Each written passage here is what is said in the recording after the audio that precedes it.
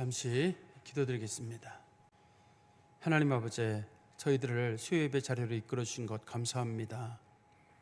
저희들은 예배 자리에 나오는 것은 저희들의 자의가 아니라 하나님께서 은혜를 베푸셔야 나온다는 사실을 잘 알고 있습니다. 늘 예배의 자리를 사모하게 하시고 하나님의 은혜를 사모하게 하시고 예배를 소중히 여길 줄 아는 믿음의 사람들이 되도록 저희를 붙잡아 주시며, 특별히 주께서 주신 예배의 시간들을 가벼이 여기는 성도들이 없도록 저에게 모든 성도들 가운데 예배에 대한 열정도 허락하여 주시옵소서. 또 하나님 앞에 찬양 올려드린 여정도를 하나님 기억하시고 은혜를 베풀어 주시옵소서. 예수 그리스도의 이름으로 기도하옵나이다. 아멘. 우리 좀 전에 읽었던 사무엘상 17장 41절부터 54절까지 말씀을 통해서 다윗과 골리앗 네 번째라고 하는 제목으로 하나님 말씀을 전하겠습니다. 우리 성경을 보는 눈이 여러 가지가 있어요. 그래서 이제 성경을 볼 때 가끔 보다 보면 제가 이거는 물맷돌은 물인매라고 보는 게 맞을 것 같아요. 근데 오늘 본문에 보면은 골리앗이 돌에 맞아 죽었나요? 칼에 찔려 죽었나요? 이제 이런 것처럼 성경을 보다 보면 이렇게 정확하게 뭐를 어떻게 봐야 되는지 이런 의미가 있어요. 그러니까 어떤 분들은 그거 말고 영적인 의미를 소중히 여기는 분들이 있어요. 그러니까 누가 뭘 죽였느냐, 돌에 맞아 죽었느냐, 칼에 찔려 죽였나 보다는 다윗이 만군의 여호와의 이름으로 이겼다, 그게 더 중요하다, 거기에만 의미를 두는 분들이 계시거든요. 근데 우리가 이제 속한 교회, 우리 장로교인이잖아요. 장로교 중에서도 우리는 이제 개혁파 장로교회라고 불러요. 개혁파 장로교회는 성경을 해석하는 원칙이 있어요. 정해놓은 겁니다. 그거를 장로교에 속한 사람들끼리 정해놓을 때는 첫 번째는 역사적으로 그게 어떤 배경을 가지고 있는지, 아무리 그게 은혜가 된다 할지라도 성경 역사적 배경하고 안 맞으면 그건 개혁주의 전통이라고 보기가 어려워요. 그래서 꼭 역사적으로 이게 몇 년도에 무슨 일이 있었는지, 그 앞에는 무슨 사건이 있었는지 그걸 제가 자꾸만 밝히는 이유는 그게 개혁주의적인 성경 해석법이어서 그래요. 두 번째는 이 문법적인 해석법이 있어요. 이게 원문에는 이게 이렇게 돼 있는데 이거 이렇게 보는 게 옳을 것 같아요 라고 제가 말씀을 드리잖아요. 뭐 사람들은 우리가 무슨 학교 다니는 것도 아니고 무지 그렇게 해가지고 뭐 원문이 어쩌고 뭐 그럴 필요가 있나, 그냥 우리 그냥 순수하게 그냥 말씀만 보고 영적인 의미만 깨달으면 되지 않을까 싶은데, 그게 이제 개혁주의적인 성경 보는 법하고는 또 달라서 그래요. 이게 어떤 분들은 영적인 의미를 보는 분들은 이제 가톨릭이 그렇게 보는 거예요. 가톨릭이나 신비주의적인 분들은 역사적 문맥이나 그런 건 별로 중요하지 않아요. 소위 우리가 그걸 알레고리컬한 해석이라고 하거든요. 성경적 문맥보다는 내 눈에 탁 떠오르는 영감, 소위 인사이트 같은 영감들 있잖아요. 그거의 의미를 찾아내는 거는 가톨릭이나 신비주의적인 전통이에요. 근데 그거를 우리는 상당히 영적으로 보고 있어요. 물론 그걸 추구하거나 주장하시는 분들이 있을 수 있어요. 근데 다른 전통에 있는 분, 우리랑 전통이 다르고 교파나 그 종교적인 색채가 다른 분들입니다, 이게. 그래서 혹시라도 여러분들이 제가 이렇게 성경을 푸는 걸 볼 때 우리 목사님은 왜 저렇게 무슨 뭐 학교 수업 듣는 것처럼 뭐 키가 얼마고 몇 센치고 뭐, 근데 그게 개혁주의적인 성경을 보는 방법이어서 그래요. 이건 저만 그렇게 보는 게 아니라 개혁주의 성경 해석법이라는 책에 보면 그런 식으로 설명이 잘 돼 있습니다, 그런 것들이. 그래서 여러분도 성경을 보실 때는 한 구절에 대한 내용을 잘 이해를 못할 수는 있어요. 그렇지만 앞뒤 문맥을 봤을 때 이게 이런 뜻이겠다. 그 다음에 역사적으로 성경에 있는 건 대부분 역사적 사실이잖아요. 역사적 사실이라는 걸 전제로 보는 게 제일 중요하고, 영적인 의미가 안 떠오를 수도 있어요. 영적인 의미가 안 떠오르더라도 성경은 사실이라는 걸 전제로 해가지고 이건 살아계신 하나님의 말씀이다, 나는 영적인 의미가 안 떠오르고 이해를 못하더라도 나는 하나님 말씀으로 받는다, 그 정도 되면 이게 개혁주의적인 전통인 거고, 어떤 분들은 역사적인 배경, 당시의 환경 그런 건 일절 고려하지 않고 그냥 거기서 얻어지는 이익이 뭐냐. 예를 들어서 우리가 그 성경에 보다 보면은 그 레위기나 이런 데 보면은, 출애굽기나 보면은 음식을 먹지 말아야 되는 거 있잖아요. 그 중에 보면은 쪽발 갈라진 거 먹지 말고, 쪽발 갈라진 거만 먹고, 그 다음에 이 굽이 있는 거, 그런 거 뭐 소나 이런 거 먹고, 그러나 갈라지지 않은 돼지는 못 먹게 돼 있고, 이런 게 있단 말이에요. 그럼 어떤 분들은 그거를 영해를 해가지고 쪽발 갈라진 건 세상과의 분리된 삶입니다. 듣기는 엄청 좋지만 성경하고는 아무 상관이 없어요. 그게 성경하고는 아무 상관이 없습니다. 저만 그러는 게 아니라 개혁주의 정통에서는 왜 하나님은 쪽발된 거를 먹게 하되 돼지는 못 먹게 하고 왜 양과 소만 먹게 했을까? 돼지는 잡식성이기 때문이고 양과 소는 그 채식을 먹거든요. 풀을 먹잖아요. 그래서 뭐를 먹는지 분명하게 알고 있는 것. 죽은 시체를 먹거나 다른 동물의 사체를 먹는 동물은 먹지 못하게 돼 있고, 그래서 새 중에서도 육식 새는 못 먹게 돼 있고, 비둘기나 이렇게 쌀을 먹는 걸로 알려진 참새 같은 건 먹게 돼 있고, 이런 식으로 구성이 돼 있는 거고, 그다음에 이제 비늘이 있느냐 없느냐의 문제에 대해서도 마찬가지예요. 비늘은 뭐 세상과에서 나를 보호한다, 뭐 비늘이 없는 건 보호를 못하기 때문에 못 먹는다, 그런 의미는 아니에요. 세상이 항상 죽음과 죄악 가운데 놓여 있을 수 있는데, 이 비늘을 하나님 주신 이유는 그래도 그 비늘이 죽음이라는 것과 상당히 거리를 둔다는 의미에서 비늘을 못 먹게 하는 거거든요. 그래서 그게 비늘 있는 거는 먹으라고 하는 거거든요. 그게 이제 동물로 말하면 발굽하고 똑같은 의미예요. 그런데 이거를 성경적인 맥락으로 그렇게 해석을 하게 돼 있는데도 우리는 너무 오랫동안 이게 익숙해져 있어가지고, 그래도 왠지 쪽발은 세상과 분리된 이런, 그럼 돼지는 쪽발인데 못 먹게 한 돼지는 왜 분리를 먹으면 안 되는 거예요? 쪽발이 이렇게 분리됐다는 의미를 갖는다 그러면, 그러니까 성경에 있어서 원칙은 이게 무슨 제가 똑똑하거나 뭐 특별하게 뭘 그렇게 가르치려고 해서가 아니라, 우리가 속한 교회 장로교 중에서도 특별히 이제 개혁주의자라고 부르는 종교 개혁자들의 후예들은 성경을 보는 원칙이 정해져 있는 거예요. 여러분들이 어느 교회 혹은 아주 훌륭한 목사님 뭐 그런 분들에게 말씀을 다 들었다 하더라도, 우리 교회는 성경 자체가 도대체 뭘 얘기하느냐, 거기에 의미를 많이 두고 있다는 걸 보시면서, 제가 이렇게 뭐 숫자도 얘기하고 뭐 얘기할 때도 그런 걸 좀 염두에 두시면서, 우리 목사님은 저런 배경으로 말씀을 전하려고 하시는구나, 그렇게 보시면 좀 더 훨씬 나아요. 은혜가 덜 되더라도 성경은 있는 그대로를 봐야지, 은혜를 끼치기 위해서 말씀을 왜곡할 수는 없는 거예요, 이게. 그리고 우리가 그런 걸 좀 염두에 두셔야 될 것 같습니다. 우리 앞부분에 나와 있는 내용을 제가 좀 조금만 설명드리면, 블레셋 사람들이 이스라엘을 쳐들어왔거든요. 그때 이제 블레셋에는 그 싸움을 도두는 사람으로서 이제 골리앗이 나왔고, 이스라엘에서는 그 싸움에 나갈 만한 사람이 없어요.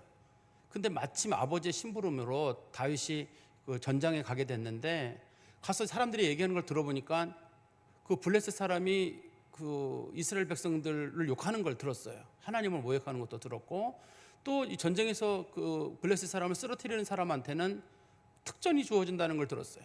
이 마음이 좀 혹해가지고, 나도 싸울까 말까 막 자꾸만 물어보고 있는데, 어떤 사람이 그 얘기를 듣고, 다윗이 얘기하는 걸 듣고, 사울을 찾아가가지고 또 다윗이라는 사람이 얘기하는 걸 들었는데, 그 사람이 싸움에 관심이 있답니다. 그래, 그럼 그 사람 한번 데려와 봐라. 그래서 그 사람을 데려와 보니까 웬걸요, 싸우기에는 너무 안 맞아요. 오늘 본문에도 그 부분이 언급이 되어 있는데요, 너무 어린데다가 너무 얼굴이 여자 같은 거예요. 이 싸움이 안 될 것 같은 거예요. 그래서 다윗이 말하기를, 전 이길 수 있습니다, 저는 믿음으로 나갑니다. 근데 그 사울 왕이 볼 때 안 된다, 너는 어리고 골리앗은 어려서부터 용사기 때문에 너랑은 이 싸움 자체가 안 된다라고 얘기를 하니까, 다윗이, 저가 나이는 어리지만 제가 이 전쟁에 대한 특별한 경험이 있습니다. 제가 전쟁을 한 적은 없습니다만, 과거에 제가 아버지의 양이나 소를 돌볼 때 만약에 새끼를 잡아가게 되면 내가 쫓아가가지고 사자나 곰의 입에서 내가 새끼를 뺏어왔습니다. 살아있는 채로 잡아왔다는 얘기는 얼마나 신속하게 움직였는지를 보여주고 있는 거거든요. 근데 만약에 사자랑 곰이 저한테 달려들면 제가 이 사자의 수염을 잡고 찔러서 죽였습니다. 이 정도 얘기를 하니까 이 사람 이거 얕잡아 볼 만한 애가 아니구나, 이 정도의 경험이 있다 그러면 이건 보통 사람이 아닌 거거든요. 저는 하나님을 모욕하는 군대는, 그런 사람들은 전 참을 수가 없습니다 그랬지만, 그 사울이 보더니 이놈 실력 경험도 있고 믿음도 있는 사람이구나, 한번 전쟁에 나아가 봐라, 이렇게 얘기를 했어요. 그래서 다윗이 전쟁에 나가려고 할 때 사울이 자기가 나가는 것처럼 하려고 자기 옷을 입히고 자기 이렇게 갑옷 같은 걸 입혔는데 그게 너무 안 맞아요. 그래서 다윗이 그걸 벗고 자기가 그 평상시 편리한 복장으로 입고, 성경에 보면 다윗이 전쟁에 나갈 때, 우리는 성경에 보면 다윗이 막대기와 물맷돌을 들고 나간 거로 돼 있습니다만, 잘 오늘 본문에도 나오는데요, 다윗이 나갈 때는 막대기만 들고 나가요.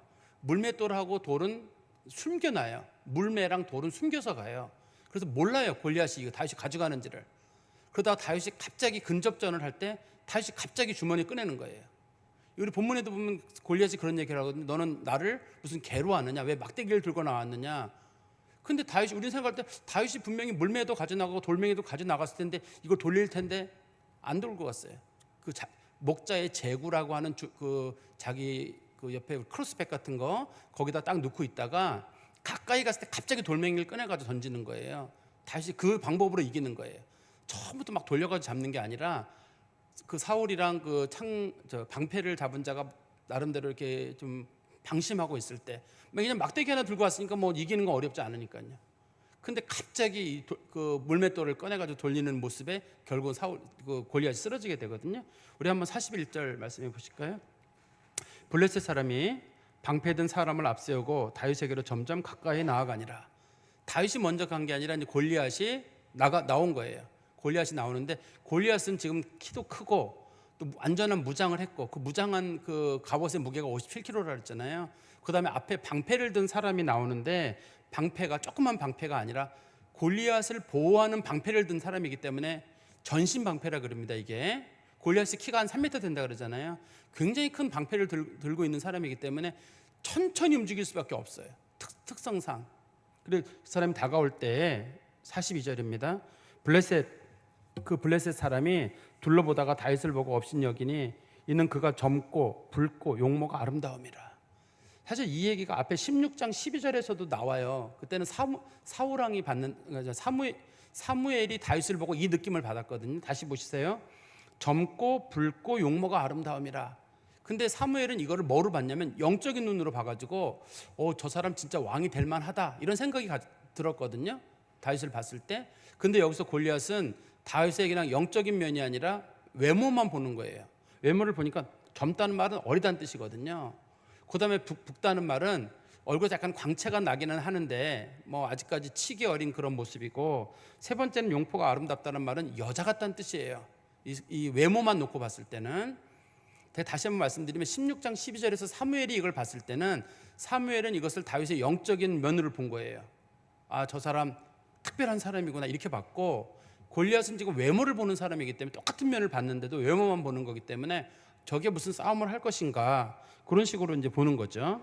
그래서 43절에 블레셋 사람이 다윗에게 이르되 내가 나를 개로 여기고 막대기를 가지고 내게 나왔느냐. 이 골리앗이 봤을 때 막대기 하나 들고 나오는 걸 보니까 막대기 들고 나오는 건 개 혼낼 때 쓰는 거잖아요. 개 혼낼 때 쓰는 거니까 막대기 하나 들고 나오니까 사실 골리앗 입장에서도 굉장히 기분이 나빴을 거예요. 나를 개로 아느냐, 어떻게 막대기 하나 들고 나왔느냐 하고 그의 신들의 이름으로 다윗을 저주하고.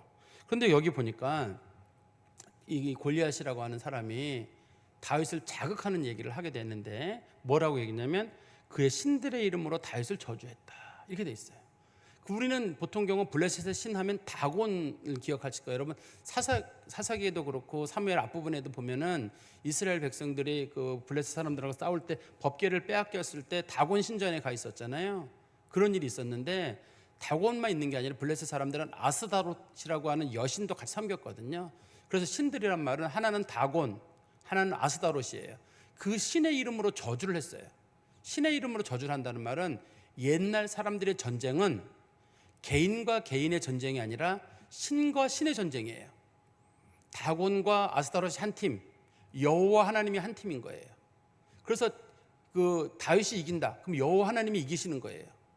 만약에 다윗이 진다, 그러면 여호와 하나님이 지는 거예요. 우리가 이제 이스라엘 사람들이 그 느부갓네살과 전쟁에서 지잖아요.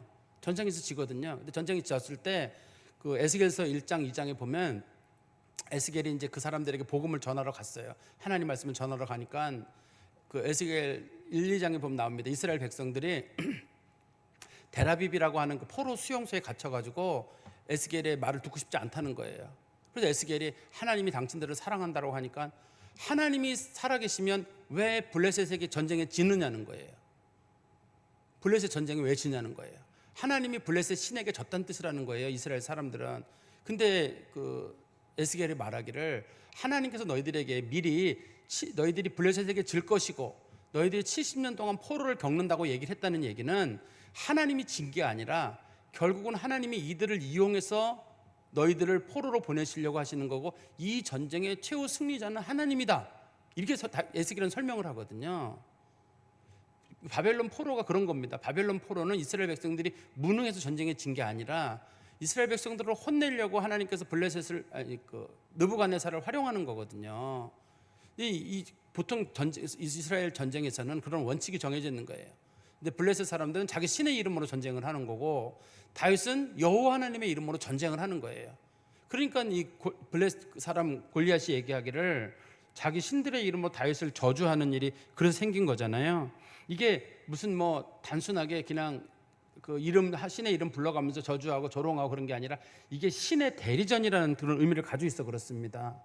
그리고 우리 다시 보시면 44절에 그 블레셋 사람이 또 다윗에게 이르되 내게로 오라, 내가 내 살을 공중의 새들과 들짐승에게 주리라 하신지라. 이게 지금 그 블레셋 사람이 다윗에게 한 말 중에 하나가 뭐냐면, 내가 너를 죽이고 시신을 거두지 않으면 새들이 와서 너의 시신을 쪼아먹을 것이다, 이런 뜻이잖아요. 이런 걸 우리가 이제 보통 한문으로는 조장이라고 부르잖아요. 그 나라마다 장례 방식이 있는데 우리나라 사람들은 옛날에 이제 매장을 했어요. 그런가 하면 전쟁에서 사람이 죽으면 시신을 거두지 못해요. 그러면 그런 데서는 사람들이 새가 시신을 뜯어먹게 만드는 경우가 있거든요. 이걸 이제 조장이라고 불러요. 그런가 하면 이제 몽골 같은 데나 이런 데는, 티벳 같은 데는 사람이 이게 땅에 묻을 데가 없어요. 산이 많고 딱딱해가지고 이거를요. 그러면 사람의 시신을 다 토막을 내요. 토막을 내가지고 이거를 새들에게 먹이로 줘요. 이건 천장이라 그래요. 그 지역마다 그 장례 방식이 있거든요. 그러나 뭐 인도, 네팔 그런 데서는 사람들이 아무데나 불을 피워가지고 시신을 태우는 그런 화장 방식이 있잖아요. 근데 성경에서 이 소위 새와 동물의 먹이가 된다는 걸 이걸 이제 조장이라고 부르는데, 새가 먹는 건데 이게 이스라엘 백성들이 큰 저주예요. 이게 제가 이 장례 방식에 대해서 한 가지 좀 설명을 드리면, 우리도 한 번쯤은 고민을 해야 될 것 중에 한 가지예요. 지금 우리나라 장례의 90%는 이제 화장이잖아요. 저도 한 분은 매장을 했고 한 분은 저도 화장을 했는데, 이게 이제 제가 기억으로 그때가 한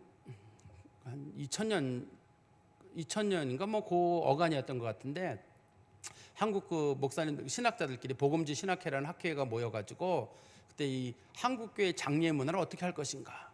당시 이제 우리나라 사회에서는 해마다 이 매장지가 부족해가지고 뭐 여의도에 뭐 얼마만큼의 무슨 뭐 땅이 부족하다, 매장지로 사용되기 때문에 부족하다, 이러다가는 온 땅이 매장지가 될 수밖에 없다, 화장 문화를 조장하는 게 우리 사회의 그때 좀 문화였어요. 당시에. 그 전에는 우리 사회가 주로 매장을 많이 했을 때예요. 2000년, 지금부터 25, 6년 전에는 주로 매장을 했을 때 일입니다. 당시에. 그런데 이제 어떤 분이 한 분이 나오셔가지고 화장 그거 조심해서 합시다 그랬더니만, 왜 조심해서 하냐는 거예요. 근데 그분 말이, 성경에서 사람을 불태우는 일은 우리로 말하면 부관참시처럼 아주 정말 나쁜 사람인 경우 한 번 죽이고 난 다음에 시신을 꺼내가지고 또 한 번 이렇게 그 칼로다 자르는 걸 우리 부관참시라고 하잖아요. 그런 것처럼 성경에서는 사람이 한 번 죽고 난 다음에 그 시신을 불태우는 일은 정말 잔인한 죄를 저지른 사람에 대한 형벌로 사용되기 때문에 우리 그리스도인들은 조심해야 됩니다라는 얘기를 한 적이 있어요.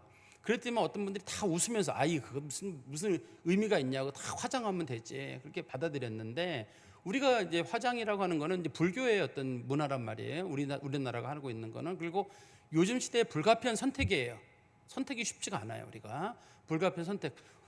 불에 하든지 물에 하든지, 근데 물에는 방법이 없잖아요. 물에 뭐 끓여서 해결되는 게 아니기 때문에 불로 태울 수밖에 없으니까. 그렇지만 그리스도인들이 불가피한 선택으로 화장을 하긴 합니다만, 이걸 우리는 잘하는 거다 이렇게 생각할 수는 없어요. 우리가 불가피한 선택이에요. 지금 이거 불가피한 선택인데, 이게 이제 불교 문화의 일부분으로 우리가 들어온 거로 보이는데, 이걸 그리스도인들이 이거 기독교는 앞으로 화장을 하고 뭐 깨끗하게 하고 이렇게는 쉽게 얘기하면 안 돼요. 성경에서의 어떤 장례법과 성경에서 장례법을 그 시대의 장례 문화의 일부다 이렇게만 보지 마시고, 성경에 나와 있는 건 하나하나가 다 의미가 있잖아요. 그렇기 때문에 우리가 화장을 하든 혹은 매장을 하든 뭐 다른 방법을 어떤 또 있는지 모르겠습니다만, 그렇게 하더라도 시신은 참 소중하게 다뤄야 되는 거였구나 원래.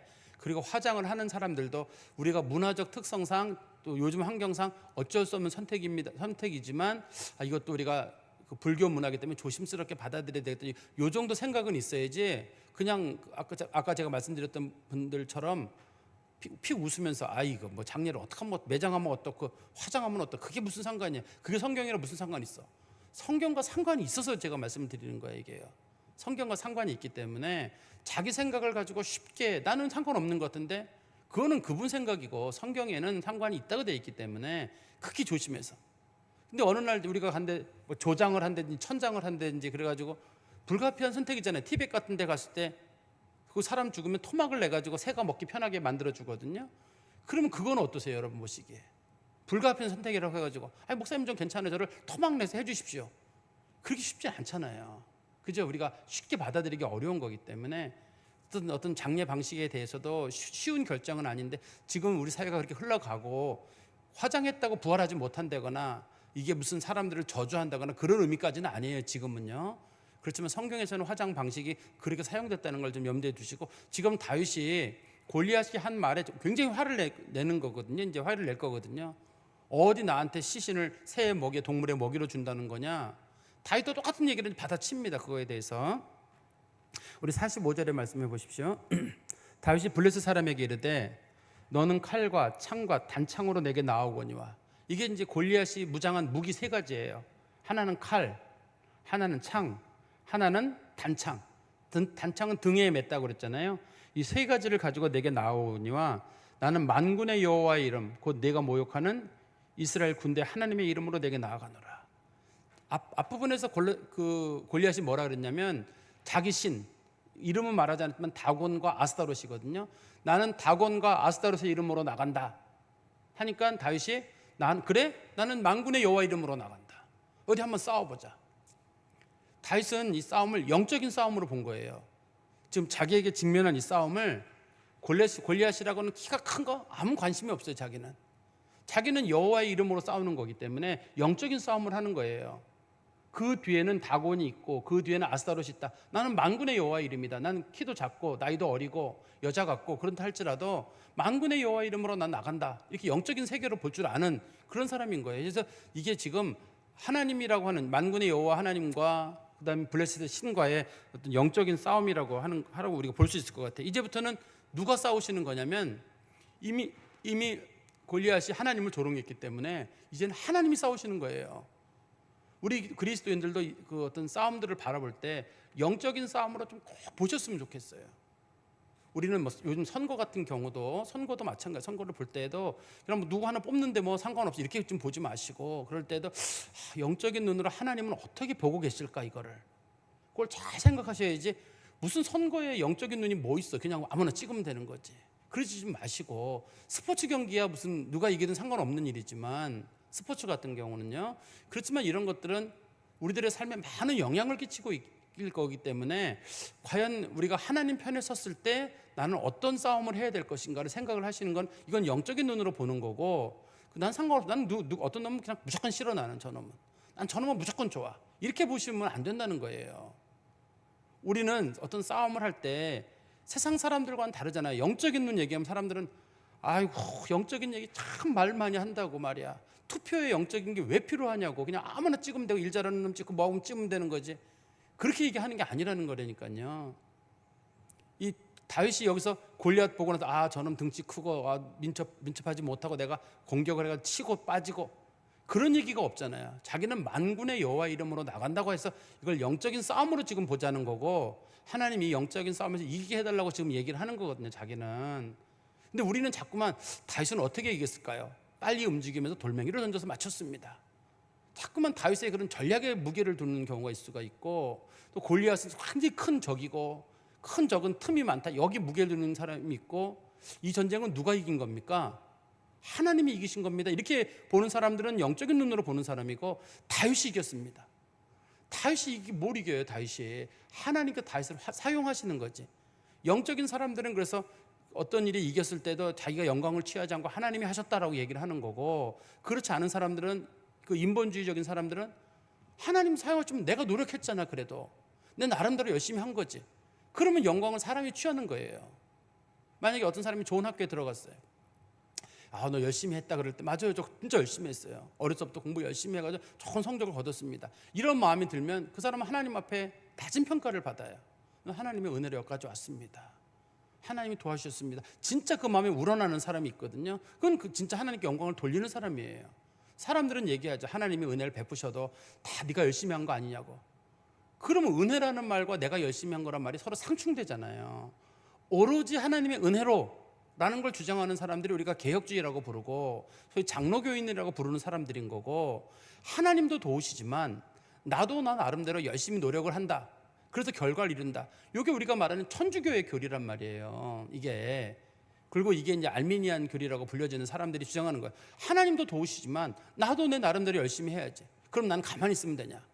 내가 열심히 할 힘도 하나님이 주신 거고, 지혜도 하나님이 주신 거고, IQ도 하나님이 주신 거고, 공부할 수 있는 기회를 주신 것도 하나님이시고, 이렇게 하면 우리가 성경에서 하나님의 은혜로라는 관점을 볼 수 있는 사람인 거고, 그런 게 어딨어요. 그래도 내 나름대로 열심히 한 거지, 내가 얼마나 열심히 했냐. 그래서 사람들에게 제가 간증을 하지 말라고 하는 이유가 그것 때문에 그래요.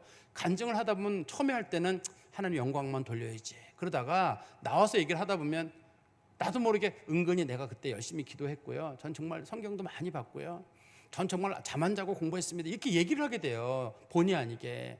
그러면 하나님의 영광을 취하는 일이 되는 거예요. 이게 하나님의 영광을 나도 모르게 취하게 되고, 처음에 의도는 그게 아닐 거예요. 간증하시는 분들이 나와서 난 이번에 잘난 체 해야지, 그런 마음으로 간증하는 사람만 하나 없을 거예요.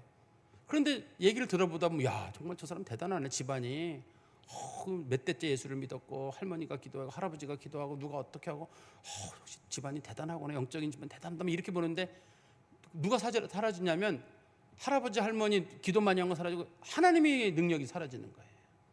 그 부분을 우리 소위 개혁주의라고 불려진 사람들은 크게 조심해야 돼요.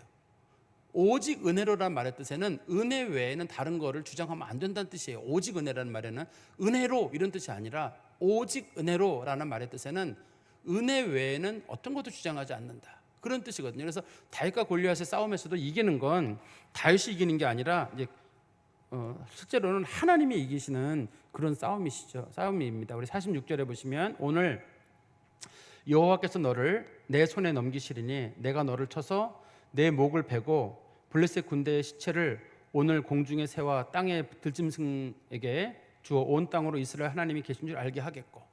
지금 다윗이 하는 건 이거잖아요. 나도 너 똑같이 죽여가지고 너를 새 먹이로 만들어 주겠다. 내가 이 전쟁을 하는 이유는 하나님이 살아계신 걸 증명하겠다는 거잖아요.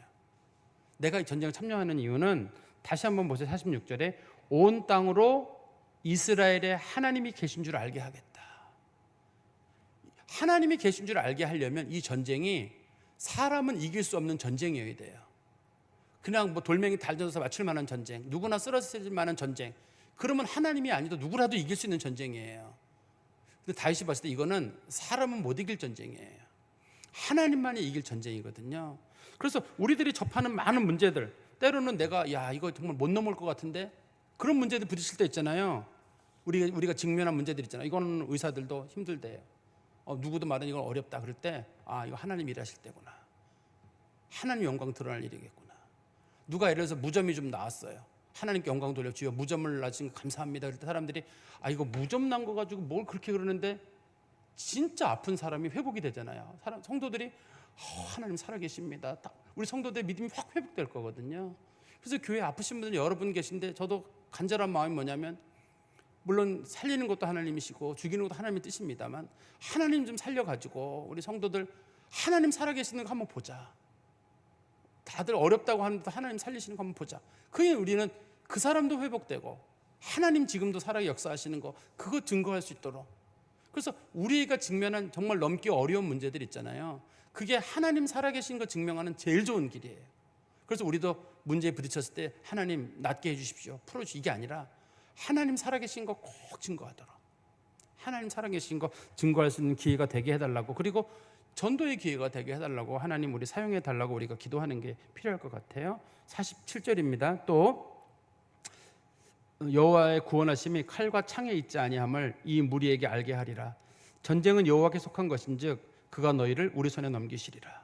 다윗이 이런 말을 했어요. 하나님은 구원하시는데 칼과 창으로 구원하지 않는다. 다윗이 생각할 때는 돌멩이로 한다든지 나무로 한다든지 여러 뜻이 있을 수 있겠지만, 전쟁에서 이기는 방법은 칼과 창이 아니에요. 근데 어느 전쟁이든지 칼과 창으로 이기는 거예요, 원래는. 근데 다윗은 칼과 창으로 이기지 않는데요.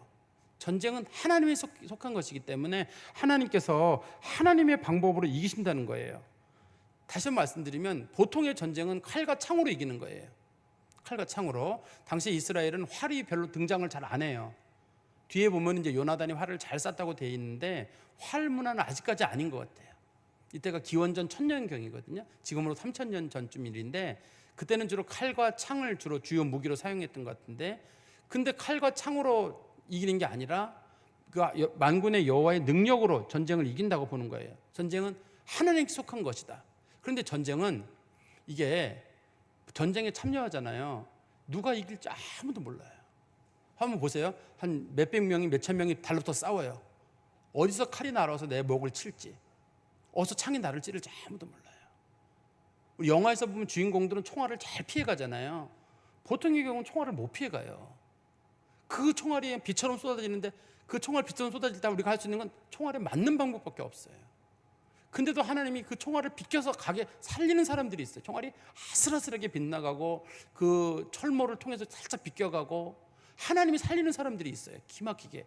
어떤 사람은 그런 얘기하죠. 자기 어렸을 때 여기 어머니가 조그만 성경책 하나 줬는데 그 성경책 주머니에 넣었는데 내가 총에 맞았는데 나 죽은 줄 알았는데 보니까 성경책에 총알이 박혀서 살았대더라. 뭐 이런 사람들 있잖아요. 가족 사진이 있는 그 금속으로 된 딱 펼치면 사진 넣을 수 있는 거 그거 주머니에 넣고 있었는데 뭐 그것도 그랬다. 또 내가 시계를 차고 있었는데 평생 시계를 차는데 그날은 시계 망가질까 봐 시계를 주머니에 넣었는데 내가 뭐 총을 피겠다. 이런 경우 있거든요, 사람들이. 그거 하나님이 기막히게 살리는 방법인데 보통의 경우는 이 전쟁에서 못 피해요. 다 죽습니다. 일반적으로는 다 죽는데 성경은 뭐라고 말하냐면 전쟁은 그 치열한 전쟁, 누가 이길지 모르는 전쟁은 전쟁이지만 그 전쟁의 승패는 하나님께 달려 있어요. 우리도 그런 문제를 좀 마음에 담을 필요가 있어요. 아무리 중요한 문제고 어려운 문제고 누가 봐도 다 안 된다 하는 문제가 있을 때도 이기고 지는 건 하나님한테 달려 있어. 죽고 사는 건 하나님께 달려 있는 거지 이거 사람에게 있는 거 아니야. 전쟁은 하나님께 속했다는 말의 뜻은 누구도 살아날 수 없는 그런 일이지만 하나님이 살리시는 자는 살리시듯이 전혀 불가능한 가운데 있는 것처럼 보이는 일도 하나님은 해결하신다는 거예요. 그 전쟁뿐만 아니라도 어떤 경우라도 하나님 살리고자 하는 사람들은 살리기 때문에 우리도 삶에 부딪혔을 때 그래 죽고 사는 건 하나님이 하신다. 사람들이 막 절망하는 일이 있을 때도 우리 그리스도인들은 담담한 거예요. 하나님이 살리시면 살린다. 사람들은 죽으면 어떡할 건데 이건 하나님의 뜻이야. 난 하나님의 뜻이 있다고 봐. 하나님 살리신다고 봐. 그 성도들은 하나님 바라보고 담대한 마음을 갖는 거예요. 그래서 세상 사람들은 볼 때 예수 믿는 사람들이 세상이 감당할 수 없는 사람이에요. 미친 사람이든지 광신자든지. 우리 예수 믿는 사람들, 믿음이 좋은 사람들을 요즘 사람들은 광신자라고 부르거든요.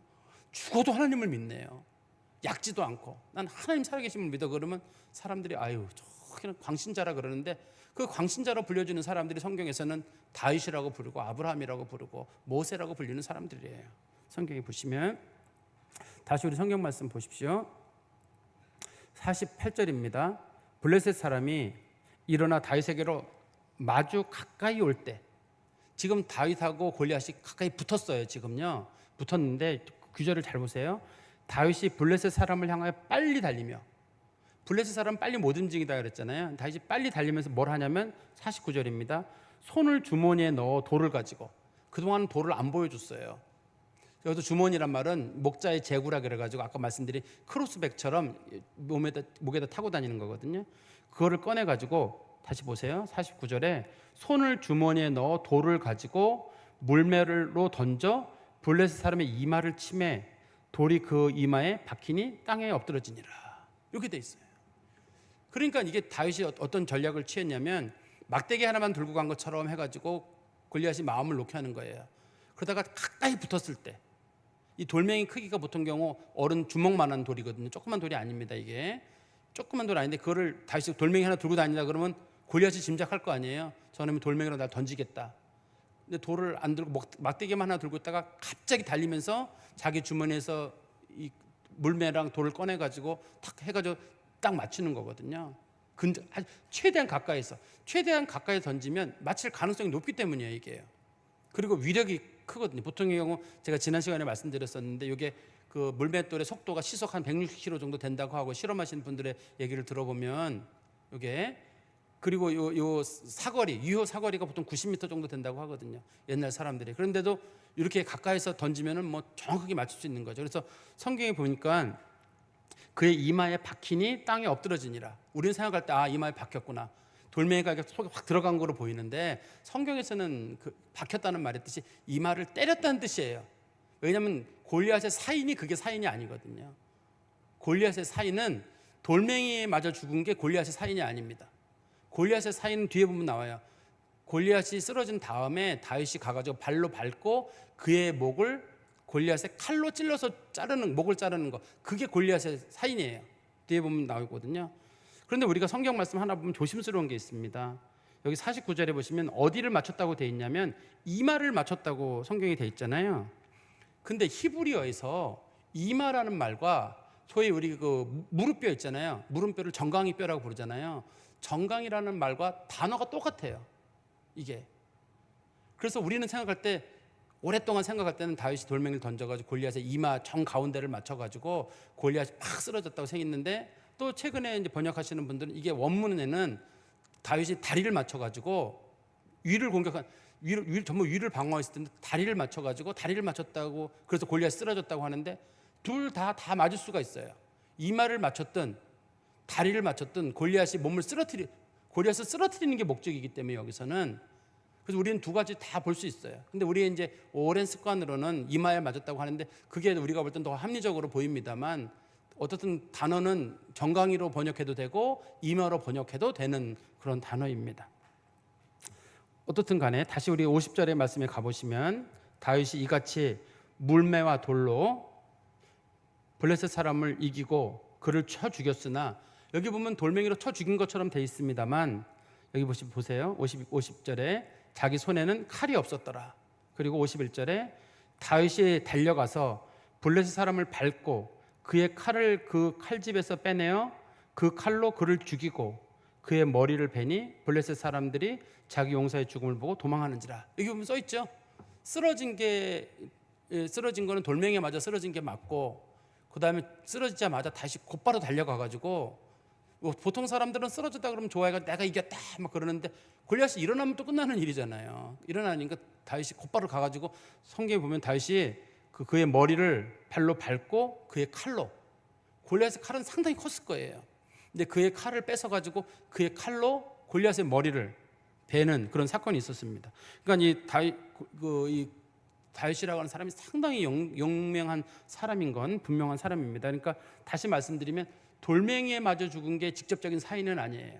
직접적인 사인은 다윗이 골리앗의 칼을 빼서 칼로 골리앗의 목을 벤 거, 그게 직접적인 사인입니다. 그리고 다시 52절에 보시면 이스라엘과 유다 사람들이 일어나서 소리 지르며 블레셋 사람들을 쫓아가 가이와 에그론 성문까지 이르렀고, 블레셋 사람들이 부상자들은 사하라임 가는 길로부터 가드와 에그론까지 엎드려졌다. 여기 보면 위에는 가이와 에그론으로 돼 있고 밑에는 가드와 에그론으로 돼 있잖아요. 위에 가이라는 말이 밑에 가드란 말과 같은 단어인 것 같아요. 성경에 가이라는 지명이 안 나오거든요. 근데 지금 문맥으로 봤을 때는 밑에 가드라는 말과 위에 가이라는 말이 히브리어 글자 중에 점이 하나 이게 오래되면 흐려져가지고 안 보이는 경우가 있거든요. 그래서 가이라는 것이 밑에 가드라는 말과 같은 장소로 지금, 그러니까 가드까지 가드와 에글론이 원래 블레셋 사람들의 도시거든요. 가사, 지금 가자라고 불려지는 가사, 에글론, 그다음에 이 가드, 이게 다 블레셋 사람들의 동네고, 특별히 이 가드가 골리앗의 고향이잖아요. 거기까지 쫓아가가지고 사람들을 죽이고 또 부상자들도 거기까지 쫓아가서 그들을 공격했다, 그런 뜻입니다. 여기 본문에 보시면. 그리고 53절에 보시면 이스라엘 자손이 블레셋 사람들을 쫓다가 돌아와서 그들의 진영을 노략하였고, 다윗은 그 블레셋 사람의 머리를 예루살렘으로 가져가고 갑주는 자기 장막에 두니라. 이게 성경에서 어려운 구절 중에 하나예요. 다윗이 블레셋 사람의 머리를 어디로 가져갔다고요? 예루살렘으로 가져갔다고 되어 있잖아요. 이때 예루살렘에는 누가 살고 있나요? 여부수 사람이 살고 있어요. 다윗이 예루살렘을 수도로 정한 건 이 일이 있고 나서 20년이 지난 후의 일이에요. 이때는 사울 왕이나 이스라엘 사람들이 아직까지 여부수 사람을 공격을 못 해가지고, 여부수 사람이 너무 강해가지고 공격을 못 해가지고 여부수 사람의 땅입니다, 여기. 그런데 성경에 보니까 다윗이 블레셋 사람의 머리를 예루살렘으로 가져갔다. 예루살렘이 아직까지 수도도 아니고 남의 땅인데, 우리로 말하면 누구를 죽여가지고 그가 베이징에 갖다 놨다, 이런 식으로 얘기하는 거랑 똑같은 일이기 때문에 성경적인 문맥으로는 안 맞는 일이거든요. 그래서 이거를 옛날 전쟁 방식에 보면 어떤 게 있냐면 다윗이 골리앗을 죽인 다음에 목을 잘랐잖아요. 그 목을 잘라가지고 목을 성벽에다 매달아놔요. 그럼 세월이 지나면 저것만 남잖아요. 그 머리뼈만 남잖아요. 머리뼈를 다윗이 세월이 많이 지난 다음에 자기가 예루살렘에 성을 세워난 다음에 자신의 전리품으로 한 20년쯤 지나거든요. 이 일이 있고 나서 이때가 다윗의 나이 17살쯤 돼요. 다윗이 예루살렘의 왕이 될 때가 37살이에요. 헤브론에서 왕이 됐을 때가 30살이고 예루살렘의 왕이 됐을 때 37살이거든요. 그래서 20년 정도 세월이 지난 다음에 다윗이 예루살렘에 갈 때 이걸 전리품으로 가져간 거로 우리가 보입니다. 그리고 또 54절의 말씀에 다시 보시면 갑주란 말이 갑옷이라는 뜻이잖아요. 갑옷, 여기서는 갑옷뿐만 아니라 갑옷하고 칼 다 여기 속하거든요. 갑주는 자기 장막에 두니라. 자기 장막이란 말은 자기가 개인적으로 가지고 있는 자기 방, 자기 집이란 뜻인데 다윗은 이때 결혼을 안 했어요. 그래서 자기 장막이 없어요, 다윗이. 그러면 이때 어디다 장막에 이걸 갖다 놨냐면 성경에 보면은 우리 그 다윗이 나중에 사울 왕 피해서 도망갈 때 우리 그 한번 보시겠어요? 사무엘 아니 여기 나오네. 사무엘상 21장 8절 9절 보세요. 사무엘상 21장 8절 9절에 보시면 다윗이 아히멜렉에게 이르되 여기 당신의 수중에 창이나 칼이 없나이까 왕의 일이 급함으로 내가 내 칼과 무기를 가지지 못하였나이다 하니 제사장에 이르되 내가 엘라 골짜기에서 죽인 블레셋 사람 골리앗의 칼이 보자기에 쌓여 에봇 뒤에 있으니 내가 그것을 가지려거든 가지라 여기는 그것밖에 다른 것이 없느니라 하는지라 다윗이 이르되 그 같은 것이 또 없나니 내게 주소서 하더라. 어딨냐면 노비라고 하는 놉이라고 불려지고 있는 당시 성막이 있었거든요. 그 장막에 있는 제사장 아히멜렉이 있는 곳 거기에다가 다윗이 지금 이 전리품을 놓은 거로 보여요. 왜 전리품을 거기다 놓냐면 이스라엘 사람들도 자신들이 블레셋 사람들도 하나님의 법궤를 어디다 갖다 놨냐면 자신들의 신전에 갖다 놨어요. 다곤 신전에다가요. 이스라엘 사람들도 마찬가지로 블레셋 사람을 이겼으면 그거를 하나님의 신전에 갖다 놔야 되거든요. 그래서 여기 장막이라는 말로 되어 있는 게 다윗이 개인 집이 아니라 여호와의 장막이에요. 성경에 보면 아히멜렉이라고 하는 제사장이 있는 그 장막에다가 이걸 갖다 놓은 거예요. 그래서 나중에 다윗이 이제 여기 지금 17장이잖아요. 21장 몇 장 지나고 나면 다윗이 도망갈 때 그 칼을 가지고 다윗이 가게 되거든요. 그러니까 우리가 성경을 좀 볼 때 그런 부분을 좀 자세히 보다 보면 이게 성경이라는 게 다윗이 향후 나중에 일어날 일까지도 같이 이렇게 기록을 해놨구나. 어차피 성경을 기록할 때 뒤에 기록하는 거니까 그렇게 우리가 이해하면 좋을 것 같아요. 그런데 제가 한 가지 이제 지난번에도 한번 말씀드렸었는데 한 가지 이제 고민거리가 있어요. 어떤 거냐면 지난번에 제가 말씀드렸어요. 그러면 골리앗을 죽인 사람이 도대체 누구냐 하는 거예요. 우리는 지금 이 본문을 놓고 보면 골리앗을 죽인 건 다윗이잖아요. 돌멩이로 한번 맞히고 두 번째는 칼로 그 목을 베고 다윗이 죽인 게 맞단 말이에요. 그런데 이게 사무엘하 21장 19절에 가면 골리앗하고 싸워서 이긴 사람이 엘하난이라고 돼 있어요. 이름이요.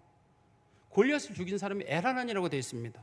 우리 한번 보세요. 성경 말씀에 사무엘하 21장 19절 한번 보세요. 사무엘하 21장 19절 또다시 블레셋 사람과 곱에서 전쟁할 때 베들레헴 사람 야레오르김의 아들 엘하나는 가드 골리앗의 아우 라흐미를 죽였는데 그 자의 창자로는 배틀째 같았더라. 여기 보니까 골리앗의 아우 라흐미를 죽였다고 돼 있죠. 우리 성경에. 그죠? 그런데 우리나라 성경 빼놓고 다른 나라 성경책은 그게 뭐 70인역이든 영어 성경이든 우리나라 뭐 공동 번역이든 뭐 다 번역에 보면 이게 다 이 골리앗의 아우 라흠이란 말이 없어요. 원문에는 골리앗을 죽였다고 돼 있어요. 이게 문제예요. 우리나라 성경은 왜 이렇게 돼 있냐면 역대상에 보면 라흠이 얘기가 나오기 때문에 우리나라 성경이 번역할 때 골리앗을 죽인 것은 다윗이기 때문에 엘하난이라고 하는 사람은 아마 골리앗의 동생 라흐미를 죽였다고 하는 게 더 문맥상 맞겠다 싶어가지고 원문에 안 나오는 거를 이렇게 만들어서 넣어놓은 거예요. 이 사건이. 근데 우리나라 성경책을 제외한 대부분의 성경책은 이 골리앗을 죽인 사람이 엘하난이라고 돼 있어요. 그럼 우리가 이제 여기서 추정을 해야 되는 거잖아요. 그럼 도대체 엘하난은 누구냐? 뜻은 하나님은 자비롭다는 뜻이거든요. 엘하난이라는 것이 이게 다윗의 별명이라고 우리가 봐야 될 것 같아요. 분명히 골리앗을 죽인 것은 다윗이기 때문에 다윗이라고 하는 사람의 이름이 엘하난이라고도 불렸나 보다. 우리는 지금 여러분 생각 속에서는 목사님 엘하난하고 다윗은 왠지 너무 억지로 연결시키는 거 아니냐. 우리 마음 같아서는 그 골리앗을 죽인 것은 다윗으로 하고 우리끼리 합의를 보는 거예요. 골리앗을 죽인 건 다윗이 죽였다고 하고 엘하난이 죽인 것은 골리앗의 동생 라흐미를 죽였다고 하면 얼마나 깨끗해요, 문장이. 그죠? 복잡할 것도 없고. 그건 우리끼리 합의 봐서 되는 문제가 아니잖아요. 원문에 이게 둘 다 똑같은 사람을, 골리앗이라고 하는 사람을 누구는 다윗이 죽였다고 돼 있고 어디 한 곳에서는 엘하난이 죽였다고 돼 있는데 이걸 성경 말씀은 1.1에게도 오류가 없어야 되잖아요. 근데 왜 다른 나라 성경책은 전부 다 영어 성경책이나 전부 다 이거를, 영어 성경도 웬만한 거 다 보세요. 다 보시면 전부 다 이거 골리앗을 죽인 사람은 엘하난이라고 돼 있거든요, 이게요. 그러니 이 문제를 놓고 저도 그래서 성경책 6개인가 확인해 봤어요. 영어 성경책 다 엘하난이 죽였다고 돼 있더라고요, 골리앗을요. 그러니 이게 우리가 쉽게 이렇게 나는 그래도 골리앗은 다윗이 죽이고 라흐미는 엘하난이 죽인 거로 딱 머리 딱 결정했어, 이렇게는 하지 마시고, 그래서 성경을 좋게 보는, 가장 합리적으로 보는 방법은 엘하난이라는 사람과 다윗이 같은 이름인 것보다 다윗의 이름의 뜻은 사랑이란 뜻이거든요. 원래 뜻이 뜨거운 사랑이란 뜻이에요. 우리 아가서에 나오는 당신의 사랑은 뭐보다 깊다 할 때 그 사랑을 표현할 때 하나는 하나님의 사랑을 표현할 때 쓰는 아하바라는 사랑이 있고, 남녀의 뜨거운 사랑을 나타낼 때 쓰는 단어가 도드라고 하거든요. 그게 다윗이란 뜻이거든요. 그러니까 우리 영어식 그리스식 표현으로는 에로스예요. 남녀 간의 사랑이란 뜻이에요. 다윗이란 말의 뜻이 원래. 그런데 그런 이름으로 부르기에는 다윗의 이름이 너무 촌스러워서 다윗이 또 다른 별명으로 엘하난이라는 별명이 있지 않았을까, 우리가 이제 짐작을 할 수 있을 것 같아요. 우리가 그렇게 성경에서 받아들이는 게 제가 볼 때 낫지 않을까. 근데 이제 또 한 가지 고민이 있어요. 뭐냐면 여기 우리 아까 제가 말씀드렸던 사무엘하 21장 19절에서는 엘하난의 아버지가 야레오르김이라고 돼 있어요. 그러면 야레오르김이라는 일과 원래 이세가 아버지잖아요, 다윗의. 거기까지는 좀 이해가 되는데 문제는 그 아버지의 이름이 여러 가지 이름으로 불려요. 그 사무엘하 21장 19절이나 여기서는 야레오르김이라고 돼 있고, 그 다음에 역대상 20장 5절에는 야일이라고 돼 있어요, 그 엘하난의 아버지가. 그리고 그런가 하면 사무엘하 23장 24절에서는 엘하난의 아버지가 도도라고 돼 있어요. 이 엘하난이 죽였는데 엘하난의 아버지 이름이 셋 다 달라요. 그러면 우리 생각할 때는 가만있어 봐, 엘하난의 아버지가 세 분인가 이렇게 보기보다는 이세라는 이름이 다르게도 불렸나 보구나, 이렇게 여러 가지 이름으로. 우리 예를 들어서 시몬 베드로, 시몬이 베드로로도 부르고 또 다른 이름으로도 불릴 수 있잖아요. 이렇게 불리는 것처럼 여기도 이런 뜻이었을까? 우리가 모르는 부분이 성경에 많이 있는 거예요. 이거를 그렇게 차원에서 보시면 좀 될 것 같아요. 우리 말씀에 좀 정리를 하면 이 전쟁에서 이긴 건 다윗이 이겼다고 우리는 보지 않아요. 전쟁은 하나님께 속한 것이라고 분명히 얘기했는데 이 전쟁에서 이긴 건 하나님이 이기신 거예요. 하나님이 다윗을 사용해서 블레셋 사람들과 블레셋 사람들의 신을 하나님이 이기신 거거든요. 여호와 하나님의 이름으로 나가서 이긴 거예요. 이게 우리가 가지고 있는 믿음이라고 하는 게 이런 거예요. 내 힘으로, 내 능력으로가 아니라 나는 하나님의 이름으로, 하나님의 능력으로. 지고 이기는 건 하나님이 하시는 일이다. 그래서 하나님에 대한 믿음을 가지고 모든 문제를 바라봐야지. 하나님이 도우신다, 하나님 함께 하신다. 아무리 불가능한 상황처럼 보이는 전쟁도 이기시는 분은 하나님이시다. 우리가 그런 마음을 가져야지. 그리고 나중에도 볼 때에도, 그러니까 결국 골리앗을 쓰러뜨린 건 다윗입니까? 하나님이 하셨다.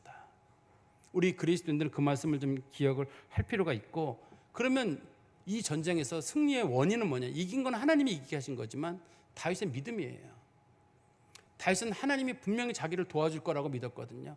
다윗의 돌멩이 던지는 실력이 아니에요, 성경에서는. 이 돌멩이 잘 던지는 물맷돌 혹은 물인매라고 불려진 이걸 잘 던지거나 근접전을 벌여서 이게 아니라 하나님이 분명히 도우신다는 그 믿음이 있었기 때문에 거기까지 나간 거거든요. 믿음 없으면 못 이겨요, 이 사람요. 다윗이 이 사건으로 엄청 유명해지거든요. 왜 유명해지냐면 이 전쟁은 사람이 못 이길 전쟁이에요 원래. 근데 다윗은 하나님이 도우시면 이길 거라고 하는 그 믿음이 있었기 때문에 그 전쟁에 나간 거잖아요. 우리 그리스도인들도 정말 세상을 변화시키고 하는 일에 가장 큰 능력을 발휘하는 방법은 못 이길 것 같은 문제에 부딪혔을 때 하나님 도우신다. 그것이 질병이든 먹고 사는 문제든 살고 죽는 문제든 어떤 문제든 간에 전혀 소위 우리 이기기 어려운 문제, 우리가 이걸 한계 상황이라고 부르거든요. 내가 이길 수 없는 상황, 그걸 한계 상황이라고 불리는데 그걸 이기는 건 형님 믿음이에요. 그럼 얼만큼 믿어야 되냐? 뭐 닥치는 대로 믿는 거죠. 죽을 때까지 믿는 거고 하나님만 바라보는 거고. 그래서 교회에서는 제일 좋은 사람은 믿음 좋은 사람이에요. 난 하나님 다 믿어. 무슨 얘기만 나면 아멘 아멘 하면서 하나님 말씀 받아들이는 사람이 있어요. 그게 제일 좋은 거예요. 교회에서 빵점짜리는 그럴까? 나는 모르겠어. 나는 믿음이 안 가 아직까지는. 이렇게 가면은 그 사람은 아무리 직분이 뭐라 그래도 교회에서는 수준이 낮은 사람인 거고, 아 하나님 하시는구나, 하나님 도우시는구나. 하나님을 진짜 믿는 사람들에게 능력이 나타나고 변화가 나타나고 이김이 나타나는 거고, 아주 지혜롭게 믿는 사람들, 필요할 때는 믿고 그럴 땐 내 마음대로 하고, 그런 사람들은 하나님의 능력을 경험 못하죠. 끝까지 하나님을 믿는 그런 믿음 가운데 서시기를 간절히 소망합니다. 기도하겠습니다. 하나님 아버지, 주님을 감사합니다. 하나님께서 이스라엘 백성들을 구원하는 지도자로 다윗을 세우신 것을 저희들이 말씀을 통해 보았습니다. 하나님께서는 다윗을 통해 이스라엘의 구원자이신 메시아를 보내시기 위해 그를 높이 세우시고 또 그에게 복주사 그의 집을 세운다고 주님 약속하신 줄 저희들이 믿습니다. 다윗이 위대한 게 아니라 하나님이 위대하고, 다윗의 전투력이 뛰어난 것이 아니라 하나님을 믿는 믿음을 보시고 하나님께서 그에게 능력을 주셨음을 믿습니다. 세상 사람들과는 다르게 우리 그리스도인들은 하나님의 은혜와 하나님의 능력과 믿음의 능력이라고 하는 새로운 힘과 새로운 눈으로 세상을 바라볼 줄 아는 자가 되게 하여 주시옵소서. 예수 그리스도의 이름으로 기도하옵나이다. 아멘.